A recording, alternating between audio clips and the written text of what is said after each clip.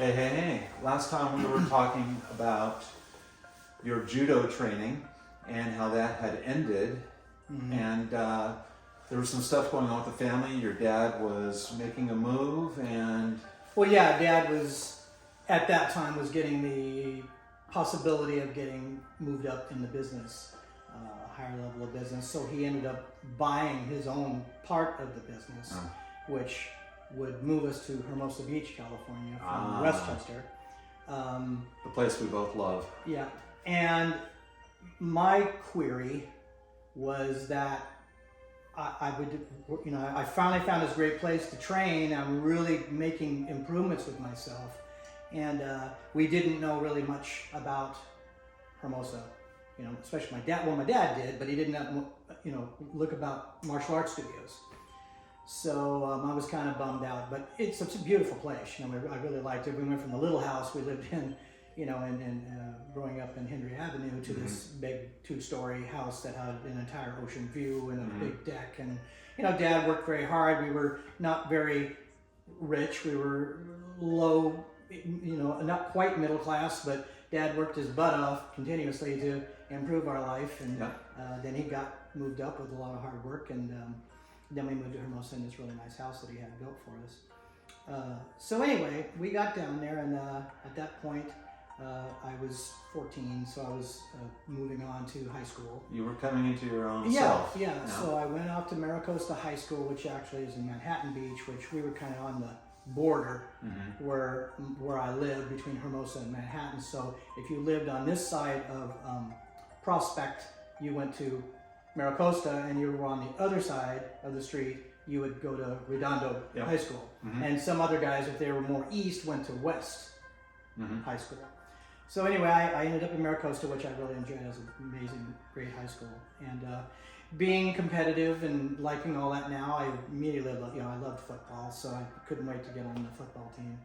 So I tried out for that, and I got to be on the team. And nice. I did the B team for my freshman year, then I went to junior varsity and moved to varsity the rest of the high school year. Terrific. What was your that position? That was a lot of hard work. Actually, in a B team, I was a running back, and then I also played cornerback on defense. Back then, you went both ways. You went offense and defense. Then in high school, I got moved up. There's a position, I don't know what they call it, wing right now, but I was called a flanker, a flanker back, kind of like a running back, kind of like an optional guy. You could either pitch to me and I could run, or I could go out for a pass or whatever. And I also still played some defense at times, and then I was on kickoff team too for all that. So moved me around a bit, which was a lot of fun. I wasn't a big guy still. I was pretty small for playing varsity football. I was all of like 5'6.5" and about $150 and 150 pounds. But I had that toughness from all of the competitive stuff, plus my other training later on, as we're going to get into. Yeah. So anyway, being depressed, and I was talking to Master Todd, and he goes, "I know there's some guys that are done there. There's a very famous tournament fighter, I think, at Hermosa Beach." And I said, "Well, when you find out who that is, please give me a call." So anyway, I'm coming back from football training one day after school, and my dad's office was just straight down. We lived on 14th and Bonnie Bray Street in Hermosa. And my dad's office was just down our hill, and then it turned right into Pier Avenue, Pacific Coast Highway, then into Pier Avenue in Southern California. It's gorgeous. We could see the entire pier. And you didn't get to use your judo up to this point yet. No, I mean, beside competitions we go to and stuff, tournament stuff. Okay. No, I never really got picked on there, and things did cease. Okay. I backed off some guys. If we're going to backtrack to elementary school, I didn't really have to do much. They just knew. The main thing you get is a confidence. That your confidence level changes. You're feeling stronger about yourself. You're feeling very fit with yourself, and your confidence level will change. But then my confidence level was kind of shocked, even though I got into football and I was hanging with the guys, and but I still wanted that. I was missing that rush that I got from martial art training. Nice. And so I remember coming home one day. I was at the house after I just got home from football practice. And my dad calls the house, and he goes, "Hey, you gotta get down here. You gotta come down to the office. And I said, well, I just got home, you know. He goes, no. There's a gentleman I want you to meet. I think our problem is solved. I think I figured something out for you. So I went, okay. So all I had to do, you know, was go down 14th and not very you put your skateboard down the hill if you didn't kill yourself. You know? Because it was a very steep hill. Right. Yeah. But anyway, so I get down to my dad's office and I'm walking through the front door, and Shirley, his secretary, was there, and I see my dad through his glass window of his office. You know, I see him standing up behind his desk, and I see this guy had his back to me. Right? And I walk in and I go into the office, and my dad goes, Jerry, I'm glad you made it. He goes, here's the gentleman I'd like you to meet. And the young man got up and he turned around in front of me. He goes, hi, Jerry, my name's Chuck Norris. Oh, you know, wow. So, yeah, you know, so my dad had in charge a young Chuck Norris, you know. Now, this is This is like 67, 68. Oh, 67, 68. My freshman and sophomore year. Yeah, that's when actually I started with him. It was my freshman year. Because we had just been there barely, you know, 6 months to a year. So anyway, we made our introductions. Now you have to understand, this is before Mr. Norris was ever famous. No movies, no nothing yet. You know, he was famous for martial arts. Oh, I mean, anybody in the martial arts circuit, of course, competition. They all know who he was. He was on the karate magazines and stuff like that. He had been interviewed like on television shows because he owned at that time he had 3 or 4 schools. And so he's very successful in his own right, entrepreneurish, but in a martial art world. Right.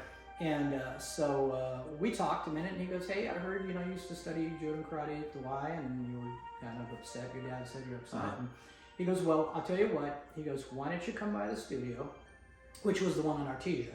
And Inglewood Avenue. Inglewood Avenue, right?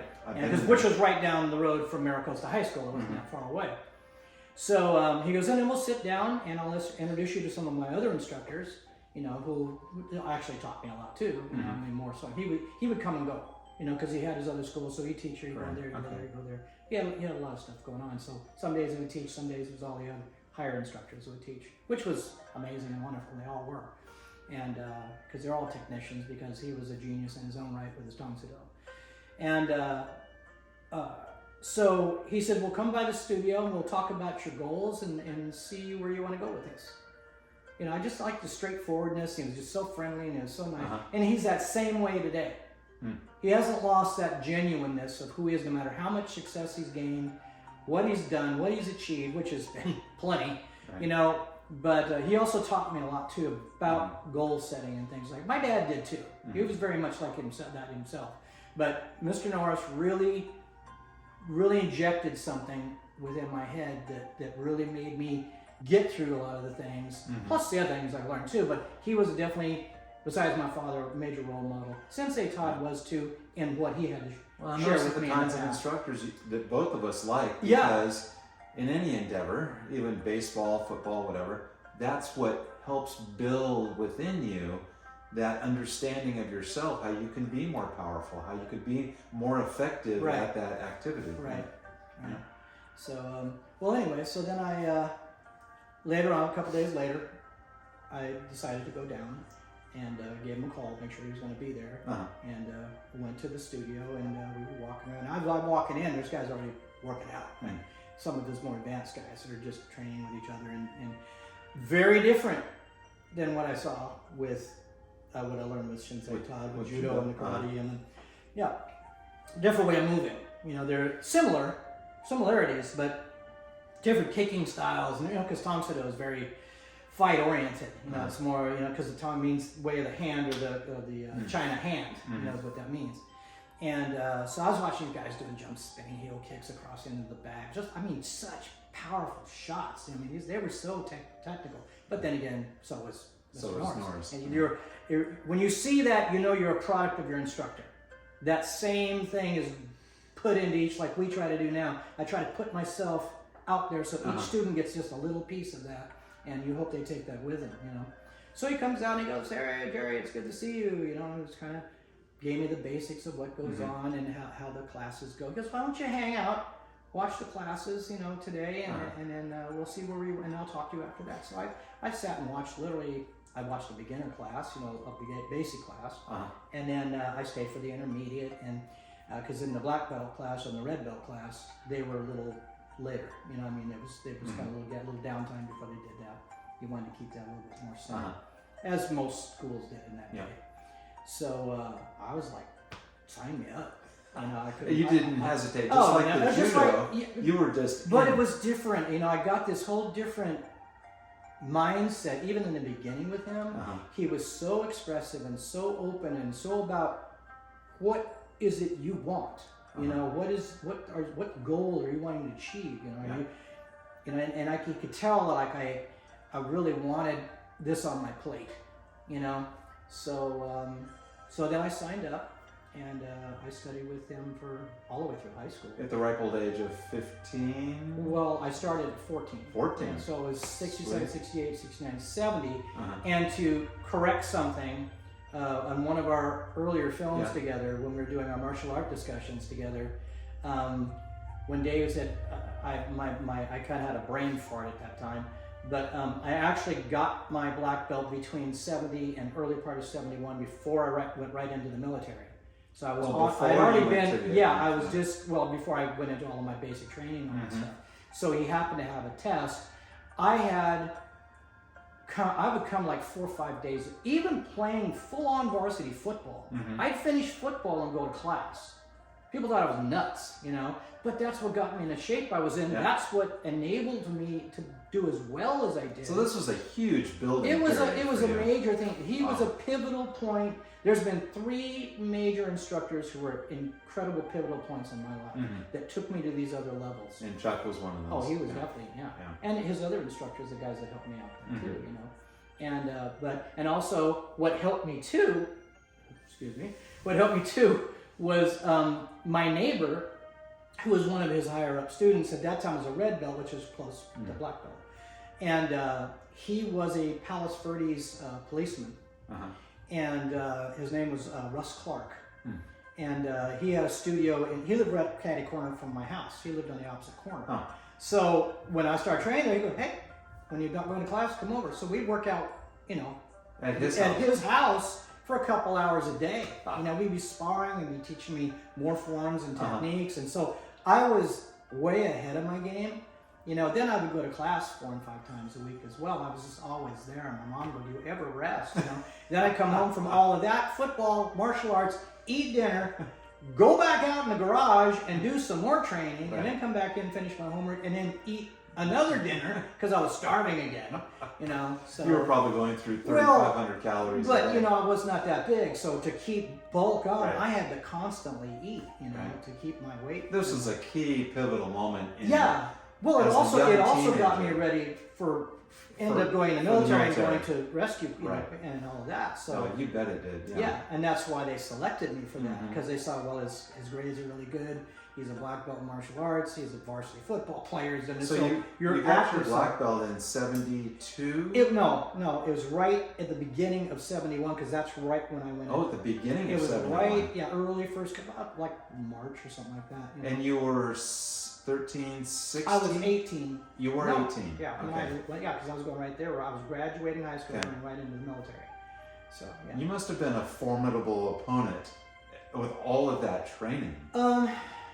I mean, we did competitions and stuff. I did pretty well. I didn't win all the time, you know, but I won numerous ones. I won some kata competition and stuff too. You know, we didn't do we had self-defense techniques, but you didn't really like later on in Kempo where we do a lot of more self-defense. No, but you had a significant training. Oh, by the time you hit 18. Oh yeah, as much as I did with my classes plus. It's my phenomenal. Neighbor training with him, so we were on it all. Because I didn't start till I was 19, so you know, you had a leap there. And well, I started at 10, so that's 8 years before 10. You. Right. Yeah. So that's incredible. Yeah. That's really incredible. Any other things that Mr. Norris brought to you that were pivotal in your decision making for things that you did or for going into the military? Well, that was something that I knew was a give that I was going to have to do. You know, I had a very low number, so you know there was still. It was at the end of that still utilizing those. And I was. Well, did they force you into it? Were you drafted? No. My chances that were greater. My brother was supposed to go into the military, but he blew it. He was a great gymnast, and he was getting selected for some of the higher teams that could have the possibility to try out for the Olympic team and stuff. And when he did his in competition, he blew his knee apart. Okay. And back then, their arthroscopic surgeons weren't as great as they are today, and so he had a number of surgeries on his knee with just screws and pins. And but I'm curious why. Well, this is the reason. So he could not go. Yeah. They wouldn't take him. So they said, well, you have one other son.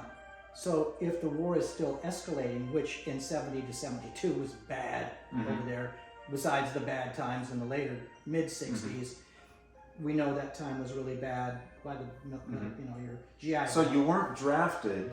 No, but there was the possibility of. So the thing drafted. was, because my brother, just like in Private Ryan, when the brothers all died, they had to go get that guy and bring him home. So my possibilities of getting selected were greater because of the fact. Right. So I enlisted because I wanted to help our country and I wanted to help people anyway. I thought this might be a great opportunity. I'm going to get all this training. I didn't think I'd be going to the war. I didn't think I was going to be. I thought I was going to get to go to, well, I ended up getting to go to all those places. You ended up going to the worst hot spot. Yeah, so I go into, first I want to get medical, and then they said, no, we need, with your background, you need to go into crash fire rescue, possibly pararescue, or the crash fire rescue part that works with pararescue, where they flew the HH-43 Hawks, and had the fire unit hanging from below it, in which I ended up doing. And so that kind of just matriculated with that, and I ended up over there, but we'll talk about that later. But a main thing that, another thing Mr. Norris, it was about seeing what I wanted and just going after it. Seeing like a movie in my head of doing everything correctly, everything in a positive way that's drawing that to you. And I remember him telling that we were stretching on the floor one day when he was telling that, and also we did mini courses. There are these little mini course things for a couple of weeks at Maricosta at my high school that they let students try. And Mr. Norris came there and did a class, and I was in the beginning classes in his studio at that time. So I remember I had not broken a board yet, and then he goes, Jerry, come up here, I need you to help me. So I'm going, okay. So I held the board for him so he could do some things, and I knew how to hold it.